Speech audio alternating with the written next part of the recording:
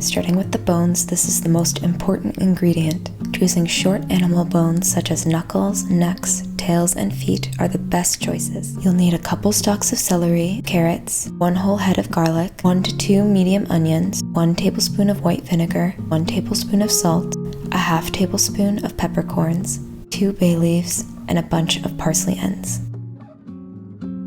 Start by preheating your oven to 400 degrees. Before we prepare the vegetables, we'll blanch the bones. Blanching helps remove blood and surface debris, resulting in a cleaner broth. Place your bones into a large stock pot. Fill the pot with 16 cups of cold filtered water. Move the pot to the stove and bring the water to a boil.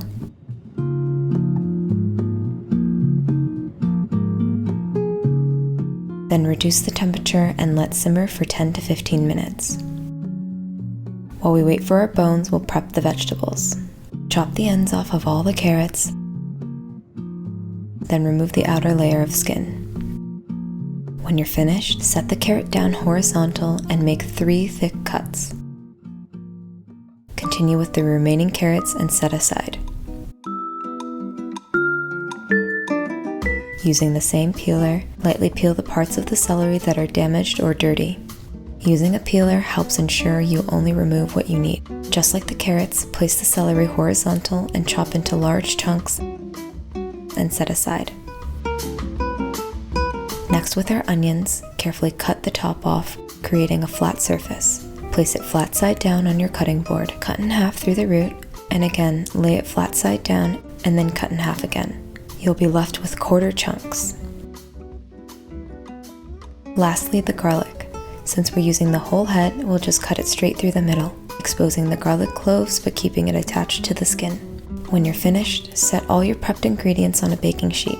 This will make it easier to grab from when you're ready to put everything together.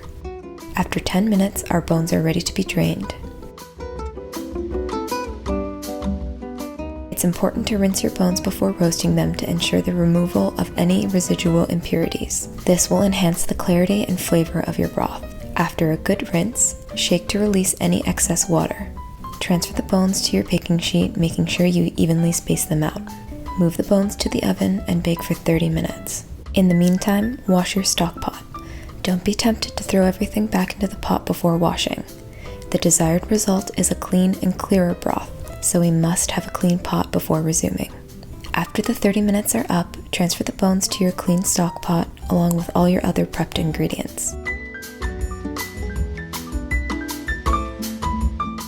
Then fill the pot with filtered water, about 16 cups.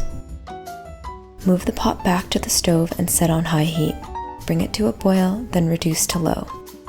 Cover the pot 3/4 of the way and let it simmer for 3 hours.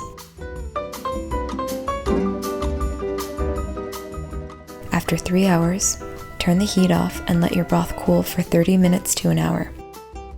Over a medium sauce pot, place a strainer and slowly ladle in the broth.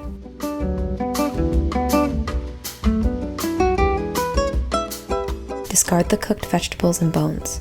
Now, with all the broth strained, take a sterilized mason jar and a funnel if you have one and ladle the broth in.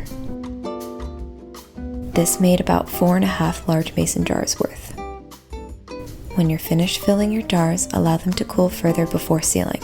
This prevents jar breakage, minimizes spoilage, and ensures a proper seal.